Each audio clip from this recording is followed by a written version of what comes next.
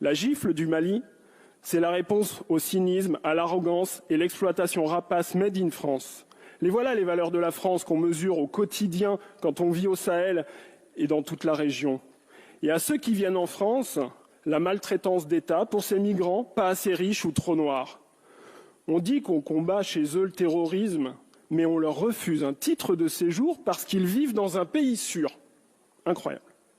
La gifle du Mali, elle va à la pensée libérale interventionniste, teigneuse et belliqueuse de la France, celle qui ne drague que le dictateur africain et son potentiel militaire.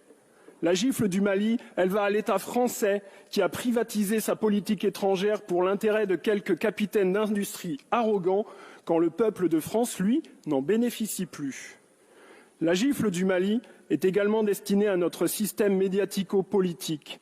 Ministres et parlementaires Godillot, plateau de France 24, RFI ou de la chaîne parlementaire célèbrent dans une connivence coupable leurs mensonges pour nous expliquer que certains troisième mandats sont bons, d'autres pas. Certains putschistes défendent la liberté aux côtés de la France et d'autres pas.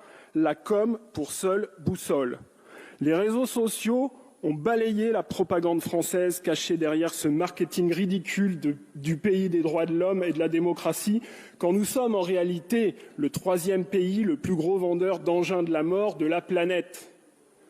La gifle du Mali, c'est le réveil d'une conscience nationale malheureusement cimentée par ce sentiment anti-français que vous avez continué de laisser prospérer.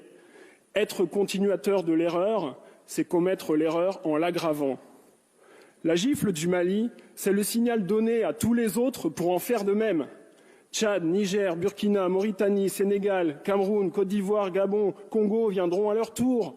Mais pourra-t-on leur donner tort ?